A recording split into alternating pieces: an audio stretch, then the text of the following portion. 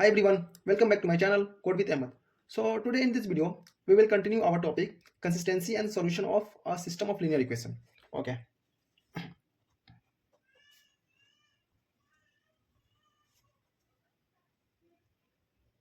Consistency and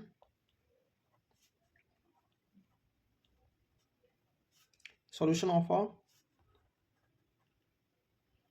system of linear equation. Okay.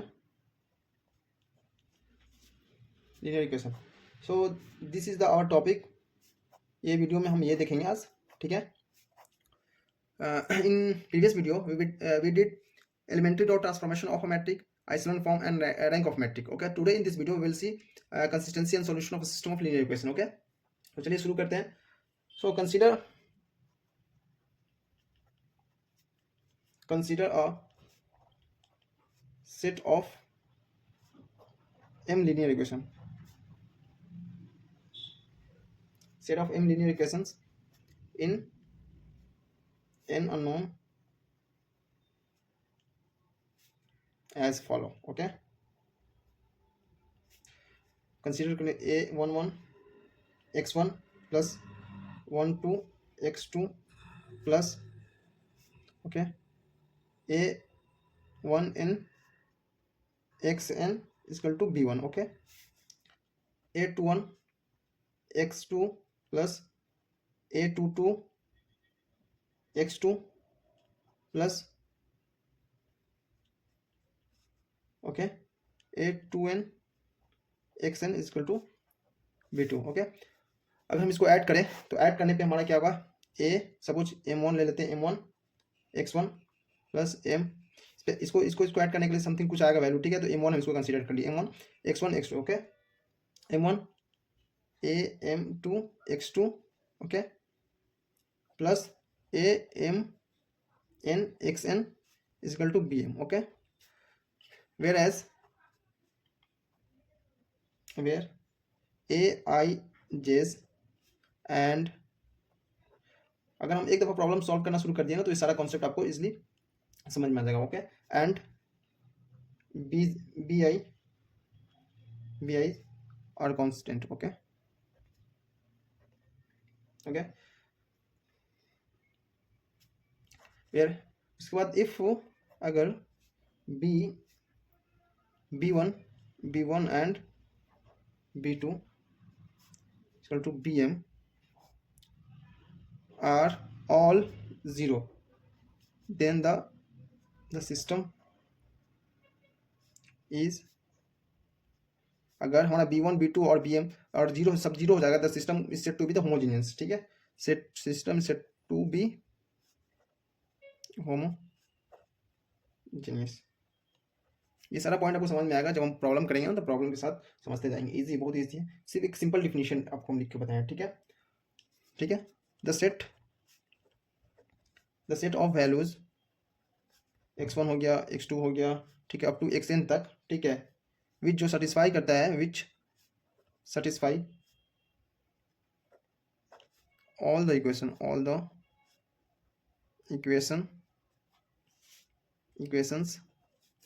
simultaneously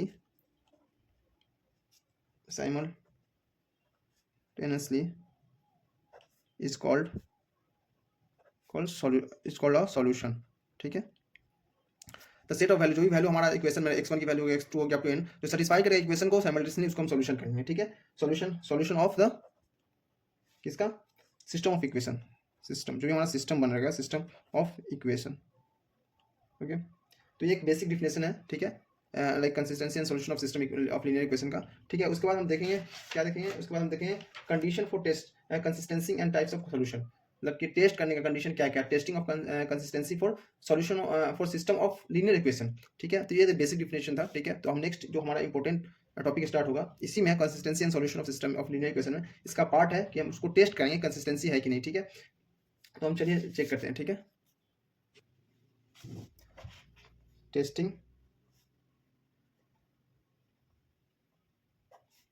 testing of consistency for system of linear equation. Okay, तो consistency check करेंगे system of linear equation के लिए। ठीक है, तो इसमें 3 कंडीशन है। ठीक है, तो 3 कंडीशन को हम वन बाय वन करके देखेंगे अच्छे से। उसके बाद इस पर कुछ प्रॉब्लम करेंगे तो हमारा बेसिक आइडिया जो भी थ्योरी रहेगा, थ्योरी पार्ट हमको इजीली समझ में आएगा। तो चलिए फर्स्ट कंडीशन है उसको देखेंगे। तो फर्स्ट कंडीशन, सो कंसिस्टेंसी। ठीक है, consistency of a system of linear equation मतलब कि a system of linear equation is said to be consistent if it has at least one solution.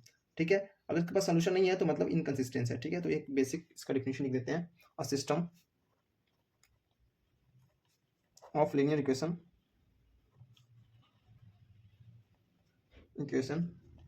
is said to be consistent if it has at least one solution। at least एक solution होना चाहिए। ठीक है, at least एक भी solution, it has at least one solution। ठीक है, अगर एक भी सॉल्यूशन है तो वो सिस्टम क्या कहलाएगा, हमारा कंसिस्टेंस कहलाएगा। ठीक है, कंसिस्टेंट। अगर इसके पास सिस्टम के पास सॉल्यूशन नहीं है तो हमारा इनकंसिस्टेंट होगा। If it has no solution मतलब सॉल्यूशन नहीं है आगे, at least one solution. Okay, if it has no solution, ठीक है, then it is called inconsistent. Okay, अब हमको कंसिस्टेंसी चेक करना है। ठीक है, तो जनरली हम कंपेयर करते हैं क्या, रैंक ऑफ कोफिशिएंट मैट्रिक के साथ और रैंक ऑफ ऑगमेंटेड मैट्रिक के साथ। ठीक है, तो to check consistency, like we generally compare rank of coefficient matrix and the rank of augmented matrix. Okay, तो हम कंडीशन देखेंगे। ठीक है, वन बाय वन करके। यहाँ पे वो पॉइंट हम लिख देते हैं कि चेक करने के लिए किसके साथ करते हैं। ठीक है, टू चेक कंसिस्टेंसी क्या करते हैं, वी जनरली कंपेयर करते हैं, we generally compare rank of matrix या rank of coefficient matrix. Suppose कि मैट्रिक्स ए हमारा, ठीक है, ए मैट्रिक्स ए है, and rank of augmented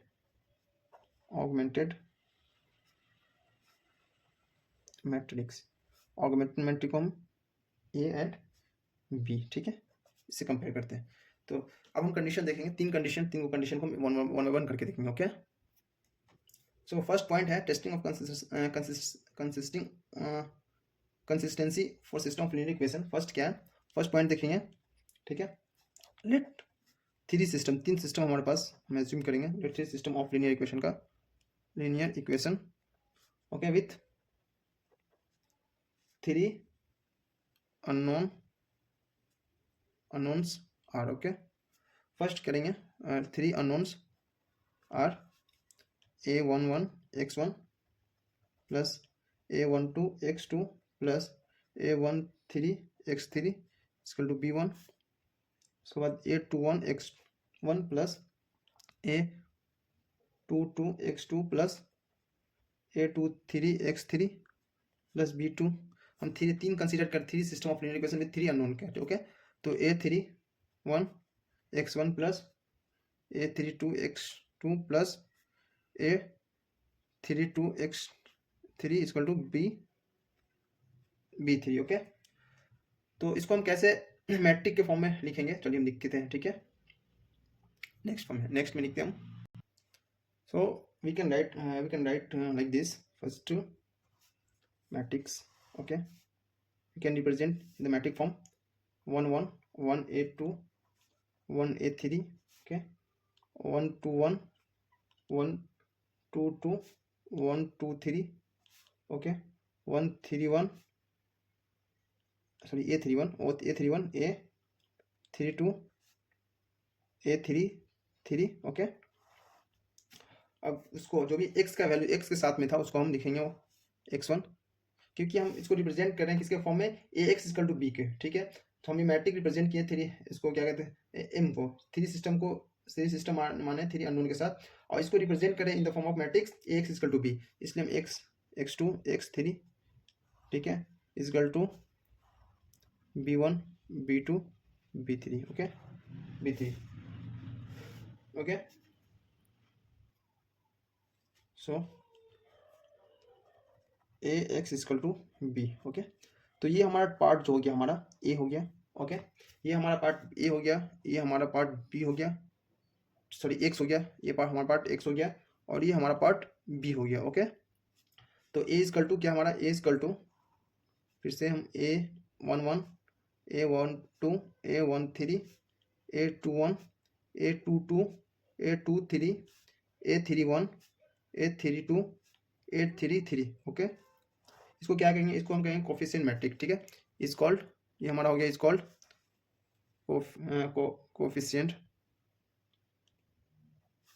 coefficient matrix.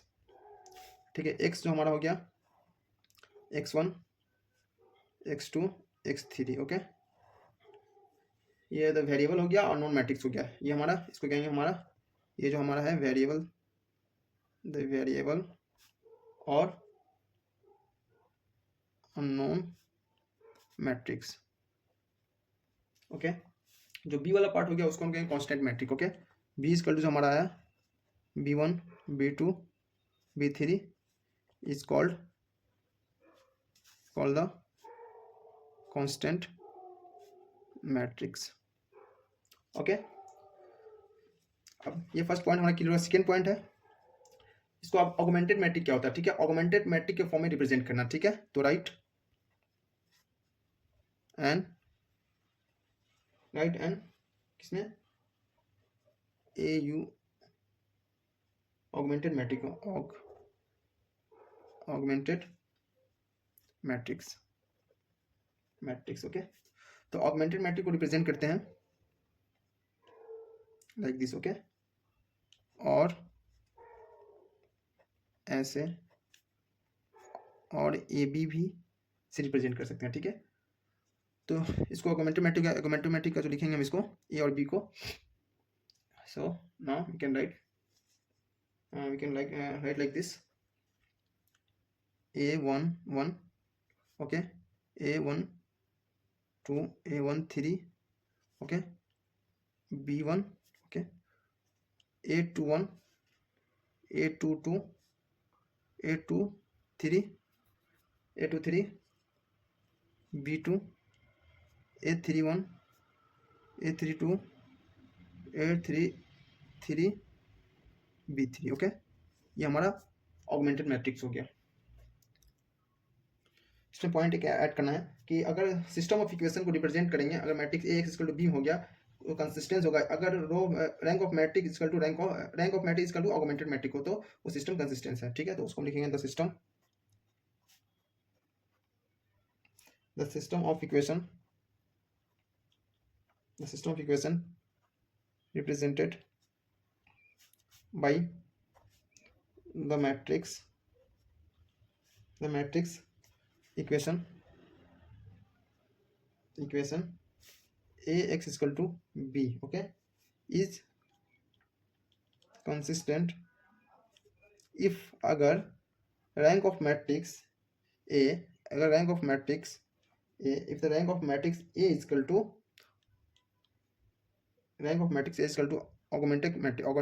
augmented matrix हो. ठीक है, then system is called, if the rank of matrix is equal to augmented matrix, then system is consistent, then equation हमारा consistent होगा. ठीक है, तो next देखेंगे. अब हम नेक्स्ट देखेंगे 3 पॉइंट. ठीक है, कि if rank of matrix is equal to augmented matrix, ठीक है, equal to R equal to N मतलब number of unknowns, then system of equation. ठीक है, ये सेम चीज़ है, सेम चीज़ को एक डिफरेंट वे में हम लिख रहे हैं. ठीक है, कि अगर rank of matrix augmented matrix equal to R equal to N equal है. ठीक है, then system of equations are consistency and may have unique solution. okay, may have unique solution. okay, if if rank of matrix is equal to augmented matrix is lesser than n, then the system of equation, ये point सिर्फ आप mind में रखें, जब हम question solve करेंगे ना definitely पूरा पॉइंट क्रिस्टल क्लियर हो जाएगा। Because if I started solving the numerical problem, ठीक है, उस वक्त देख सकते हैं आप एक एक पॉइंट आपको क्रिस्टल क्लियर होगा। तो ये सारा कंडीशन है जो आपको भी एक थ्योरी पार्ट है, ठीक है। तो थ्योरी पार्ट सिर्फ आप थोड़ा सा माइंड में रखें और जब प्रॉब्लम सॉल्व करेंगे तो सारा आपका कॉन्सेप्ट क्लियर होगा 110%। ओके, तो equations are consistency and may have infinite number of solution, ठीक है। अगर rank of matrix equal to आपका ऑगमेंटेड मैट्रिक्स है और n से छोटा है, अगर n से छोटा है तो सिस्टम जो भी सिस्टम कंसिस्टिंग है उसके बाद इनफाइनाइट नंबर ऑफ सॉल्यूशन होगा। ओके, नेक्स्ट, अगर if rank of matrix not equal to augmented matrix, ठीक है, और rank of matrix A is lesser than augmented matrix, then the system of equation are said to be inconsistency and no solution। Okay, तो ये हमारा condition है। ये तीन चीज को आप माइंड में रखें कि अगर ये हमारा rank of matrix augmented matrix के बराबर है तो हमारा सिस्टम कंसिस्टेंसी और may have unique solution. Okay, अगर ये बराबर है लेसर देन है then system may have the infinite number of solution. अगर दोनों इक्वल नहीं है और ये लेस देन है ऑगमेंटेड मैट्रिक्स है then the system has said to be inconsistency and have no solution. ठीक है, तो ये हमारा कंडीशन ओवरऑल रहा। ठीक है, तो अब हम कुछ प्रॉब्लम देखेंगे, प्रॉब्लम के साथ समझेंगे सारे थ्योरी पार्ट को। ठीक है, हम प्रॉब्लम करेंगे, आप प्रॉब्लम को अच्छे से देखें। अगर एक दफा प्रॉब्लम को खुद से सॉल्व कर लेंगे ना तो आपका जितना भी थ्योरी पार्ट है इसलिए आपको समझ में आ जाएगा। ठीक है, तो हम प्रॉब्लम करते हैं। ठीक है, तो प्रॉब्लम नंबर 1, ओके, क्या है, टेस्ट करना हमको, test for consistency and also solve करना है, मतलब एक्स वाई जेड की वैल्यू निकालना है। ठीक है, तो ये हमारा इक्वेशन दिया हुआ है। ठीक है, थ्री सिस्टम का इक्वेशन दिया हुआ है, x plus y plus z equal to 6। Okay, x minus y plus 2z। हो सकता है आपको थ्योरी पार्ट समझ में नहीं आएगा मे भी, बट यहाँ आप क्वेश्चन को समझे। टू बी ऑनेस्ट, अगर आप एक क्वेश्चन खुद से लगा लेंगे ना तो आपका सारा जो भी थ्योरी पार्ट था वो क्लियर हो जाएगा। ठीक है, तो आप क्वेश्चन को अच्छे से देखें, क्वेश्चन कैसे सॉल्व होता है। ठीक है, क्योंकि एग्जाम में थ्योरी पार्ट नहीं पूछाएगा, क्वेश्चन पूछाएगा आपको इस सब्जेक्ट, ये क्या कहते हैं, ये टॉपिक से। ओके, तो x plus y plus z equal to 6। ठीक है, दूसरा क्या, x minus 1 x minus y plus 2z equal to 5। Third equation क्या है, 3x plus y plus z equal to 8। Okay, तो ये हमारा इक्वेशन हो गया। फर्स्ट, अब इसका वर्किंग प्रोसीजर क्या है, वर्किंग प्रोसीजर ये है कि फर्स्ट स्टेप में हमको क्या करना पड़ेगा, हमको ऑगमेंटेड मैट्रिक निकालना पड़ेगा। ठीक है, we first form the augmented matrix and we can clearly identify the portion of coefficient matrix A in it. Okay, तो ये हमारा फर्स्ट स्टेप है। ठीक है, फिर सेकंड स्टेप में क्या करेंगे हम, वी रिड्यूस जो भी हमारा matrix, we reduce the matrix augmented to echelon form by elementary node transformation हो गया। ठीक है, उसके बाद this will be enable us to the immediately write down like the rank of matrix हो गया इजीली। ठीक है, उसके बाद थर्ड फॉर्म क्या हो, थर्ड स्टेप में क्या है, द आइसोलोन फॉर्म, जो भी आइसोलोन फॉर्म हो गया मैट्रिक्स ऑगमेंटेड मैट्रिक का, is converted back into the equation form and the solution will be emerge easily. तो ये हमारा थर्ड स्टेप है, वर्किंग प्रोसीजर। ठीक है, तो हम इसको फॉलो करेंगे। फर्स्ट हमको क्या, ऑगमेंटेड मैट्रिक में फर्स्ट स्टेप में, ठीक है, स्टेप हम लिख देते हैं स्टेप 1। ठीक है, हमको स्टेप 1 में क्या है, ऑगमेंटेड मैट्रिक ना, ठीक है,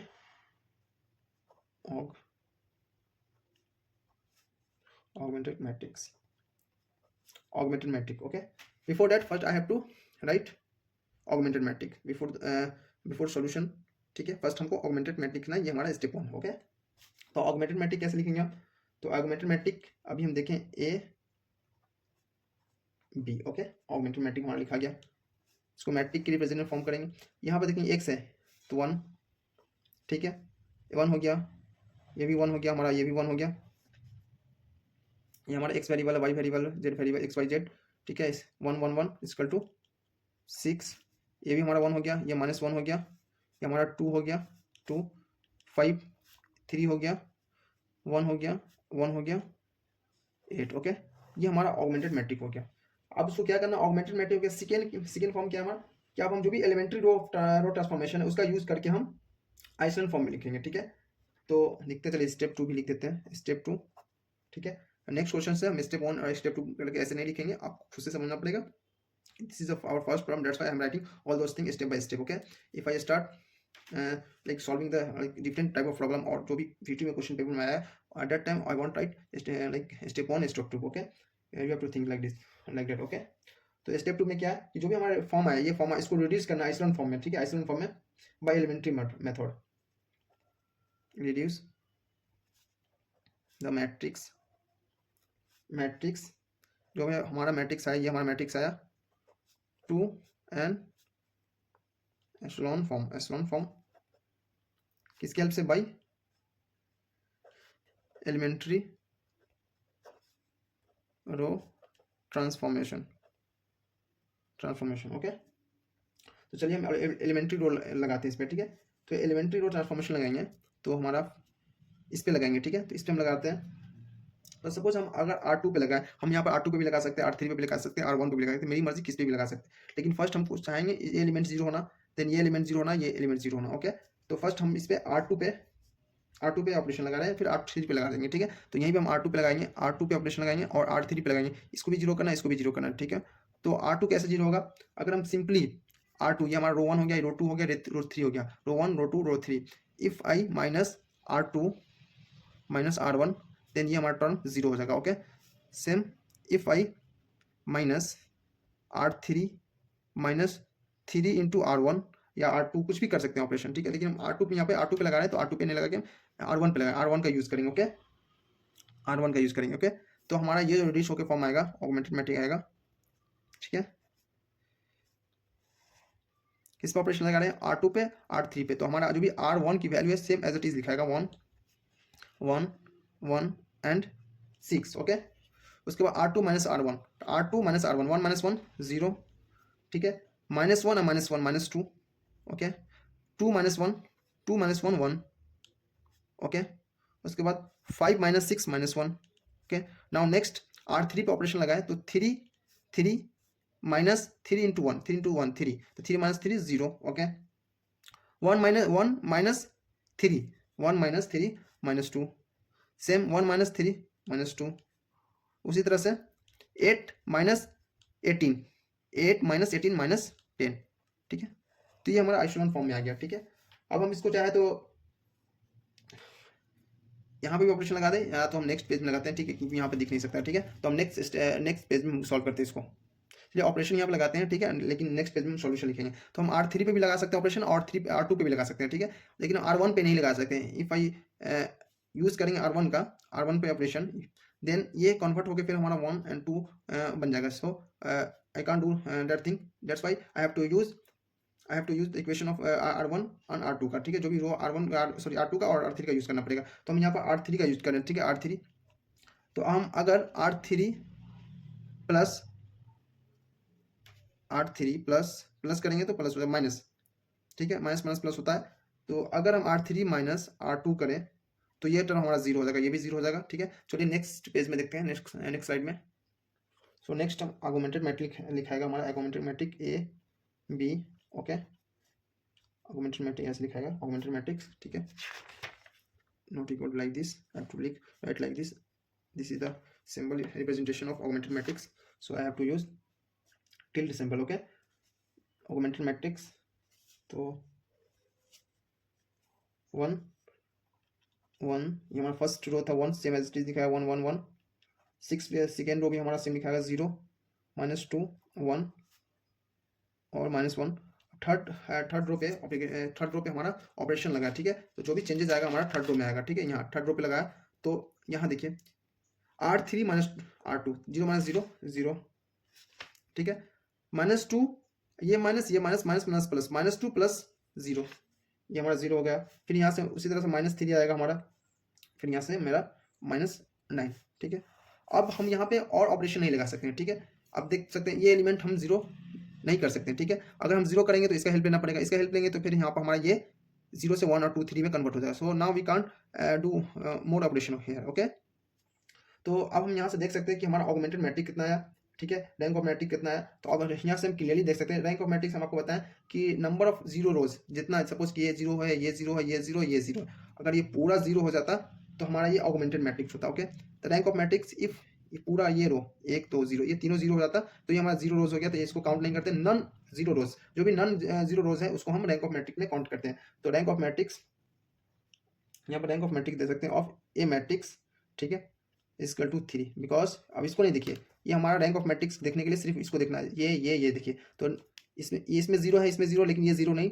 सो we have to add, we have to count this row also. Okay, because ये तो जीरो, ये जीरो, लेकिन ये जीरो, फुल्ली जीरो नहीं चाहिए, ठीक है। और फुल्ली जीरो है तो इसको हम काउंट नहीं करेंगे, नहीं है तो काउंट करना पड़ेगा हमको। ओके, तो नन जीरो रोज हमारा 1 हो गया, 2 हो गया, 3 हो गया। ओके, तो and augmented matrix, augmented matrix, ठीक है। ऑगमेंटेड मैट्रिक्स हमारा कितना है, यहाँ पे आप देखिए augment, if we talk about the augmented matrix, it means अगर ये जीरो है हो जाता, ये भी जीरो हो जाता, ठीक है, देन हम इसको काउंट नहीं करते। लेकिन यहाँ पे ये हमारा जीरो नहीं है, 9 है, तो ऑगमेंटेड मैट्रिक्स हमारा 1 2 3, ठीक है।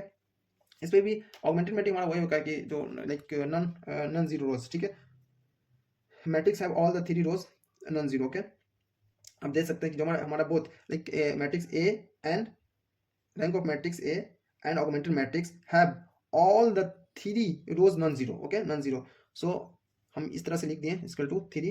Okay, and that is also r equal to 3। n हमारा क्या, नंबर ऑफ अननोन मतलब x y z, तो x y z हमारा क्या है, n इक्वल टू भी हमारा 3 है। तो यहाँ से हम देख सकते हैं कि हमारा जो गिवन सिस्टम है, गिवन सिस्टम ऑफ इक्वेशन है, कंसिस्टेंट है and will have unique solution, because as I said in previous slide, ठीक है, कि चलिए हम आपको दिखाते हैं। Okay, now you can easily see कि अगर हमारा if rank of matrix A equal to augmented matrix equal to R equal to N number of unknown, then the system of equation have consistency and may have a unique solution. Okay, may have unique solution. तो आप देख सकते हैं ये equation जो भी हमारा condition इसको सेटिस्फाई कर रहा है कि रैंक ऑफ मैट्रिक्स 3 है, ऑगमेंटेड मैट्रिक्स भी 3 है, आर मतलब रैंक ऑफ मैट्रिक्स भी 3 है, एन मतलब number of unknown variable, number of unknown variable means x y z, ये भी हमारा 3 है। तो now we can easily say that the system of equation consistency and they may have unique solution। okay, so now we can write here like that, since rank of matrix is equal to augmented matrix is equal to 3 और r is equal to हमारा r is equal to n is equal to 3 है, तो the given system of equation, the given system of equation is consistent and will have unique solution. ठीक है, तो unique solution है तो हमको solution find out करना पड़ेगा। तो सॉल्यूशन फाइंड आउट करेंगे तो अब यहाँ पर देख सकते हैं ये x है हमारा, y है, z है, और हमारा ये जो कांस्टेंट वेरिएबल, ठीक, कांस्टेंट है, तो यहाँ x हो गया plus y, x equal to 1 है तो 1 है तो हम x लिखेंगे, y भी 1 है तो y लिखेंगे, z हमारा 1 है तो 1 z लिखेंगे, ठीक है, तो y plus z equal to 6। ठीक है, ये हम ऑगमेंटेड मैट्रिक्स से लिख रहे हैं। ठीक है, नेक्स्ट हमारा क्या है, ये माइनस, ये हमारा x 0 तो हम no need to write x। Okay, y equal to -2 है, ठीक है, तो 2y प्लस z की वैल्यू 1 है तो z equal to -1। Okay, now next हमारा 3z इक्वल टू -9 है। ठीक है, अब ये हमारा इक्वेशन 1 हो गया, इक्वेशन 2 हो गया, इक्वेशन 3 हो गया। ठीक है, अब इसको हम सॉल्व करेंगे तो हमको वैल्यू आएगा x की, y की और z की value. So now from here, from equation 3, from, okay, first I am writing from equation 3 -3z equal to -9, z equal to 3। Okay, z equal to 3 हो गया। नेक्स्ट क्या कि अब हम z की वैल्यू को हम किस में सब्स्टिट्यूट करेंगे, इक्वेशन 2 में। ठीक है, इक्वेशन 2 में वैल्यू में हम सब्स्टिट्यूट करेंगे, z इक्वल टू क्या है, माइनस, ये तुम्हारा -2y, z की वैल्यू हमारा क्या 3 इक्वल टू -1। ठीक है, -1, तो इसको सॉल्व करेंगे तो हमारा वैल्यू आएगा y इक्वल टू -2, ये y इक्वल टू हमारा आएगा, सॉरी 2 आएगा। ओके, -2 नहीं 2 आएगा। ओके, और उसके बाद सारा वैल्यू को सब्स्टिट्यूट करेंगे, x y का और z की वैल्यू सब्स्टिट्यूट करेंगे हम किसमें, इक्वेशन 1 में, इक्वेशन 1 में सब्स्टिट्यूट करेंगे तो हमारा x की वैल्यू हमारा आएगा 1। ओके, सो ये हमारा फाइनली आंसर हुआ, x equal to 1, y equal to 2, z equal to 3 is the unique solution. तो हम यहाँ लिख भी सकते हैं x equal to 1 and y equal to 2 and z equal to 3 is the unique solution. Okay, I hope ये समझ में आया होगा आपको। अगर नहीं समझ में आया होगा तो आप वीडियो को देख के पॉज करके एक बार खुद से समझें। चलिए हम एक और क्वेश्चन करते हैं, ठीक है, जो आपको अच्छे से समझ में आएगा, ठीक है। तो नेक्स्ट क्वेश्चन है हमारा, ठीक है, प्रॉब्लम टू। इसको भी कंसिस्टेंसी चेक करना है, ठीक है, और सॉल्यूशन फाइंड आउट करना है। Test for consistency. अगर सिस्टम कंसिस्टेंट है मतलब सॉल्यूशन फाइंड होगा, ठीक है। कंसिस्टेंस नहीं मतलब कि सॉल्यूशन नहीं फाइंड होगा। तो हम देखेंगे इसको,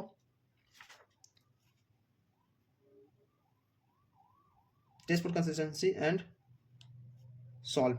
ओके, सो हमारा इक्वेशन है 5x1 x2 plus 3x2 x3 equal to 20। ये क्वेश्चन रिपीटेड क्वेश्चन है, ये पूछा गया ऑलरेडी वीडियो के क्वेश्चन पेपर में। Okay, that's why I am solving this question here. आप अच्छे से चीज़ों को देखें कैसे सॉल्व हो रहा है। ओके, नेक्स्ट क्वेश्चन हमारा 2x1 plus 5x2 okay plus 2x3 equal to 18। Next क्या है हमारा 3x, नेक्स्ट हमारा 3x1 plus 2x2 plus x3 equal to 14। Okay, ये हमारा 3 इक्वेशन है। तो फर्स्ट स्टेप क्या था, स्टेप फर्स्ट था हमारा कि ऑगमेंटेड मैट्रिक्स लिखेंगे। ऑगमेंटेड मैट्रिक्स लिखेंगे, चलिए ऑगमेंटेड मैट्रिक्स लिखते हैं। 5 1 3 20 2 5 2 18 3 2 1 14। उसके बाद हम एलिमेंट्री रो ट्रांसफॉर्मेशन का यूज के हम आइसोटोन फॉर्म में कन्वर्ट करेंगे। ओके, तो हियर आई एम यूजिंग, ठीक है, एलिमेंट्री ट्रांसफॉर्मेशन फॉर्म। ओके, इसको हम लिख सकते हैं इज द ऑगमेंटेड मैट्रिक्स। अगर हम ये लिखते हैं तो हमारे यहाँ तक 2 मार्क्स ऑब्वियसली मिल सकता है आपको। ओके, नेक्स्ट हम इस पर ऑपरेशन लगाएंगे, ठीक है। तो ऑपरेशन लगाएंगे हम, तो ऑपरेशन लगाएंगे, इस पे लगाएंगे हम ऑपरेशन। तो R2 पे लगाते हैं, R2 पे और R3 पे, R2 पे लगाएंगे, तो R2 पे ऑपरेशन लगाएंगे, ठीक है। R2 पे ऑपरेशन लगा के हम इसको जीरो करना है, फिर इसको जीरो करना है, फिर इसको जीरो करना है, देखते हैं कितना जीरो हो सकते हैं। तो अगर हम 5R2 माइनस 2R1 करते हैं तो ये हमारा टर्म जीरो हो जाएगा, ठीक है। उसी तरह से R3 पे लगाते हैं ऑपरेशन, R3 पे ऑपरेशन लगाएंगे, तो अगर 5R3 माइनस 3R1 करते हैं तो ये हमारा टर्म जीरो हो जाएगा। ओके, तो चलिए देखते हैं, ऑपरेशन लगा दिए, हम देखते हैं सॉल्यूशन क्या आता है हमारा। तो हम R1 पर ऑपरेशन नहीं लगाए, तो R1 की जो भी एलिमेंट है एज इट इज लिखाएगा 1 5 1 3 एंड 20। ओके, हेयर हम R2 पे ऑपरेशन लगाए। ओके, तो 5 इंटू R2, तो 5 इंटू 2 10 हो गया, माइनस 2 इंटू 5 10, तो जीरो हो जाएगा। 5 into 5 25, okay, minus 2 into 1 2, 25 minus 2 23। Okay, next 5 into 2 10 minus 2 into 3 6 then 4। Okay, इसी तरह से 5 इंटू 18 माइनस 2 इंटू 40, तो हमारा 50 आएगा। नेक्स्ट R3 पे ऑपरेशन लगाएंगे, तो 5 into 3 15 minus 3 into 15 0, 15 minus 15 0। Okay, same 2 into 5 10 minus 3 into 1 7 minus 4 and 10। Okay, अब ये टर्म जीरो हो गया हमारा, ये टर्म जीरो हो गया। नेक्स्ट हम देखेंगे ये जीरो करने के लिए, ठीक है। तो नेक्स्ट ये जीरो करने के लिए हम इस पे R3 पे ऑपरेशन लगाएंगे, R3 पे ऑपरेशन लगाएंगे, तो क्या लगाएंगे, अगर हम इसको मल्टीप्लाई करते हैं 27 से, अगर if I multiply R3 by 23, ठीक है, 23 R3 माइनस 7 R2। ओके, तो यहाँ हमारा ए ऑगमेंटेड मैट्रिक्स बी, ठीक है। तो हम किस पे लगाए, R3 पे लगाए, तो 5 1 3 20 0 23 4 50, ठीक है। 2 23 इंटू R3 क्या 23 into 0 0 0 minus 7 into 0 0 0। Okay, 23 into 23 sorry 23 into 7 minus 7 into 23, ये भी जीरो हमारा हो गया। उसी तरह से 23 इंटू माइनस 4 माइनस 7 इंटू 4, तो इसको माइनस करेंगे तो माइनस 120 आएगा हमारा वैल्यू। इसके बाद इसको सॉल्व करेंगे तो हमारा 120 आएगा। ओके, माइनस 120 आएगा। ओके, तो अब यहाँ से हम ऑगमेंटेड मैट्रिक्स देखेंगे, क्योंकि इसके बाद हम और एलिमेंट जीरो नहीं कर सकते हैं, ठीक है। अगर हम इसको एलिमेंट को जीरो करेंगे, ठीक है, तो ये हमारा टर्म फिर 1 हो जाएगा या 2 हो जाएगा, कुछ भी हो सकता है, ये हमारा फिर 0 से 1 2 3 4 5 कुछ एलिमेंट में कन्वर्ट हो जाएगा। इसी तरह से अब यहाँ पर हम ऑपरेशन नहीं लगा सकते। अगर आप चाहें तो खुद लगा के देख सकते हैं कि अगर आप इस टर्म को जीरो करना चाहते हैं तो यहाँ पर आपका ये टर्म फिर कुछ ना कुछ हो जाएगा, ठीक है। अगर ये टर्म को जीरो करना चाहते हैं तो ये हमारा चेंज हो जाएगा, ठीक है। इसी तरह से अगर इसको करना चाहेंगे तो फिर ये चेंज हो जाएगा, इसी तरह से कुछ ना कुछ चेंज होता रहेगा। So now from here we can't do more operation. Okay, तो अब यहाँ हम देखेंगे ऑगमेंटेड मैट्रिक्स और रैंक ऑफ मैट्रिक्स देखेंगे, चेक करेंगे, उसके बाद देखेंगे सिस्टम हमारा कंसिस्टेंस है कि नहीं। अगर सिस्टम कंसिस्टेंस है तो यूनिक सॉल्यूशन है क्या है नहीं है, हम सब कुछ चेक करेंगे। कंसिस्टेंट मतलब है यूनिक सॉल्यूशन। ओके, तो देखेंगे चलिए। सो अब देख सकते हैं यहाँ पे, ठीक है, कि रैंक ऑफ मैट्रिक्स जो हमारा आया, rank of matrix A is equal to 3, non zero rows, non zero rows हमारा क्या 3 है, ठीक है। और ऑगमेंटेड मैट्रिक्स जो भी हमारा ऑगमेंटेड मैट्रिक है वो भी हमारा 3 है, ठीक है, 3 मतलब that is R is equal to 3, also n is equal to 3, means since rank of matrix is equal to augmented matrix, ठीक है, equal to 3, r equal to भी 3 है and n इक्वल टू भी 3 है। Okay, means the system is consistent and will have unique solution. Okay, हम solution है तो हम फिर एक्स वाई जेड की वैल्यू फाइंड आउट करेंगे। तो जो भी हमारा इक्वेशन आया, ठीक है, तो इक्वेशन दिखाते हैं आपको हम, जो भी फाइनल इक्वेशन आया था हमारा मैट्रिक फॉर्म में। सो इसका सॉल्यूशन निकालेंगे, ठीक है। तो ये हमारा एक्स हो गया, वाई हो गया, जेड हो गया। तो एक्स क्या है हमारा 5x है, तो 5x1 होगा हमारा, x2 हो गया, और ये क्या है 3x3 20। ओके, उसी तरह से ये हमारा जो x1 है, जो भी हमारा x1 है, ये तो जीरो हमारा था, जीरो हो गया, ठीक है। x2 क्या हमारा ये है 23x2 है, ठीक है। x3 क्या 4x3 है। नेक्स्ट इसी तरह से हम इसका सॉल्यूशन निकालेंगे। प्रीवियस क्वेश्चन में क्या था कि हम x y z की वैल्यू निकालते थे, यहाँ क्या है x1 का वैल्यू निकालना, x2 की वैल्यू निकालना, x3 की वैल्यू निकालना, ठीक है। सो वी हैव क्या है 5 है, 5x1 है, प्लस x2 हो गया, plus 3x3 equal to 20। Okay, next क्या हमारा x की वैल्यू तो जीरो है, x की जीरो है, तो हमारा y क्या है, y मतलब x2, 23x2 हो गया, प्लस 4x3 हो गया, इक्वल टू 50 हो गया। हमारा इक्वेशन 1 हो गया, इक्वेशन 2 हो गया, इक्वेशन 3 क्या हमारा x भी जीरो है, y भी जीरो है, तो z हमारा क्या है, मतलब z मतलब x3 1 minus 120, x3 equal to minus 120। Okay okay, तो सॉल्व करेंगे फ्रॉम इक्वेशन 3 से देखेंगे तो हमारा माइनस 120 x3 है और माइनस 120 है, तो x3 की वैल्यू हमारा इसलिए आ जाएगा, x3 की वैल्यू हमारा 1 आ जाएगा, ठीक है। ये वैल्यू को हम पुट करेंगे किसमें आया हमारा x पे, x3 की वैल्यू, x3 की वैल्यू पुट करेंगे हम यहाँ इक्वेशन 2 में, तो हमारा x2 की वैल्यू आ जाएगा, ठीक है। तो 23x2 प्लस 4 इंटू 1 50, ठीक है। तो इसको सॉल्व करें तो x2 की वैल्यू हमारा आएगा x2 की वैल्यू हमारा आएगा 2। ओके, नेक्स्ट सॉल्व करेंगे x3 और x2 की वैल्यू पुट करेंगे इक्वेशन 1 में, तो हमारा x1 की वैल्यू क्या है, हमारा x1 की वैल्यू तो हमको निकालना 5x1 प्लस x2 की वैल्यू क्या है 2 है, प्लस 3 इंटू x3 की वैल्यू क्या है, x3 की वैल्यू 1 है, इक्वल टू 20। ओके, तो 5x हो गया, 5x1 हो गया, प्लस 2 हो गया, 2 into 3 20, 5x1 15 x1 equal to x1 equal to 3। तो यहाँ से हमारा x1 की वैल्यू 3 हो गया, x2 की वैल्यू 2 हो गया, x2 3 की वैल्यू 3 हो गया, मतलब x1 equal to 3, x2 equal to 2, x3 equal to 1 is the unique solution.